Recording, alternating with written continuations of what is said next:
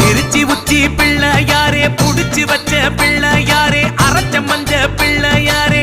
வெள்ளருக்கு பறிச்சு வந்து விதவிதமா மாலையிட்டோம்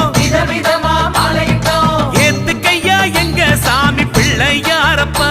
கொஞ்சம் பார்த்து கையா போற கண்ணால் பிள்ளையாரப்பா ஏத்துக்கையா எங்க சாமி பிள்ளையாரப்பா